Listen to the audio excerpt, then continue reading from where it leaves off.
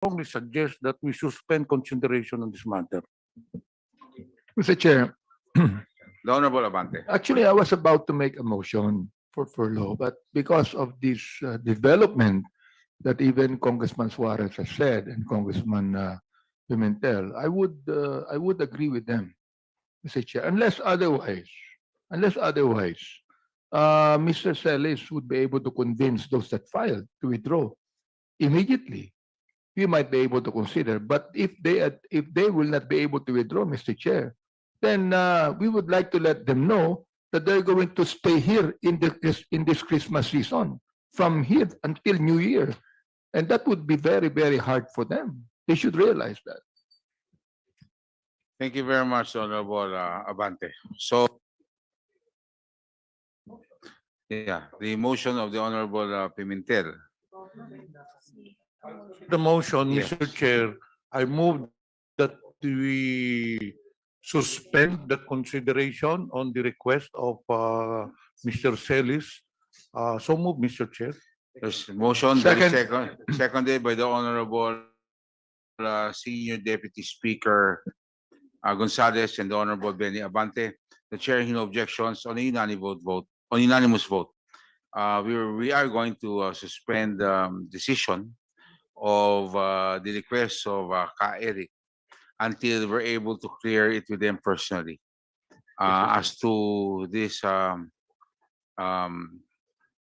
case that they have filed before the Supreme Court and the contents of the case.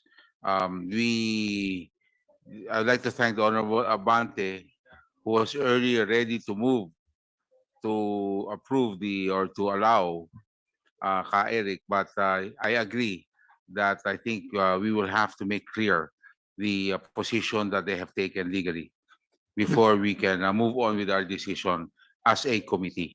Mr. So Chair, again, further, yes, upon hearing what Congressman Suarez has said, I think that his letter and the actuations of the loved ones that filed in Supreme Court is highly hypocritical. And we want to ferret the truth here, and we do not want anybody here that would make a big fool out of us, Mr. Chair. thank you very much, Honorable Abante. That is very clear. So that being the case, the decision whether to grant the request of the Honorable Ka Eric for a furlough is hereby suspended until further clarification. And I would like to ask all members to, at any given time, a special session or a regular meeting can be called, or a special session if this happens after Wednesday. Thank you very much. So therefore, the motion is approved. We now proceed for the favorite motion. Oh, I'm sorry.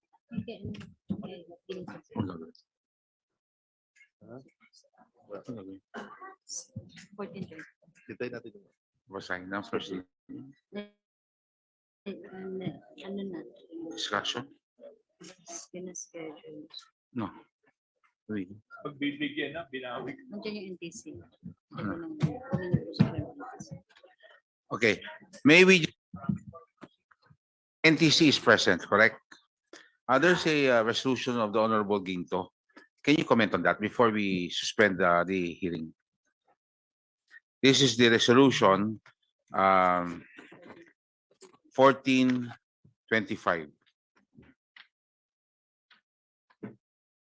on the relationship of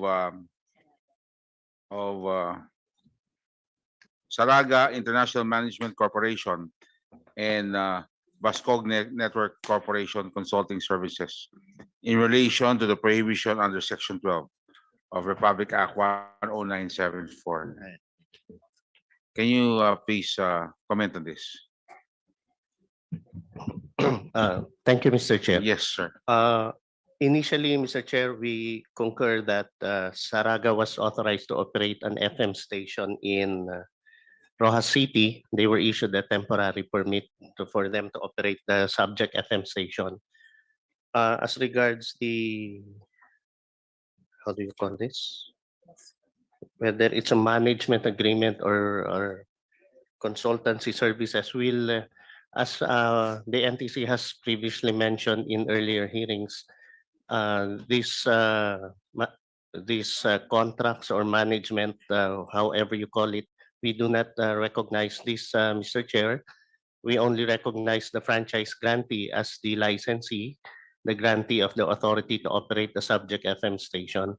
But nevertheless, we will look into the matter, Your Honor, and provide the necessary guidance to aid this committee regarding this resolution, Mr. Chair. Okay. Any, the Honorable Ginto.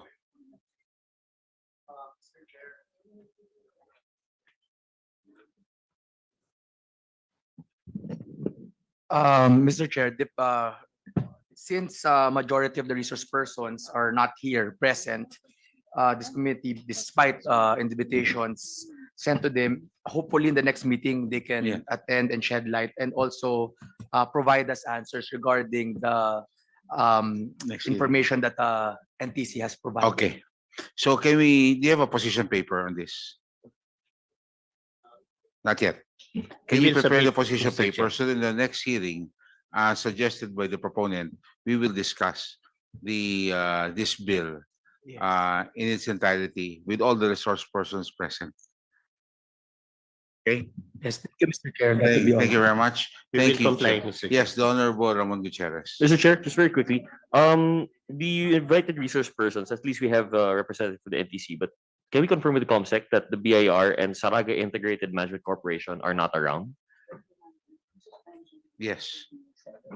Yes, Your Honors, we have invited the Saraga Integrated Management Corporation of the Philippines and the BIR of Rojas City. The Saraga Integrated Management Corporation relayed to us that we will not be able to attend today as they have just received the invitation Thursday and they were not able to act on it because it was holiday Friday and the entire weekend. Okay. Mr. Chair, were these resource persons also invited? Because I believe we took up this resolution last hearing also, or hindi po ba? So Initial lang. first, initial. Yes. Thank you very much, Mr. Chair. So we will give them enough ample time since this will be already discussed after the holidays. So on the first hearing date, we will now include this so that the resource persons involved will have ample time to prepare. The COMSEC is directed to please set the date already of the next hearing on the first week of the resumption of our regular session. So thank you very much. There being no other items in today's agenda, the chair will entertain a motion. Mr. Chair, I move to suspend hearings on this matter. There's a motion to suspend, duly seconded. The chair hearing objection, session suspended. Thank you very much. Good afternoon.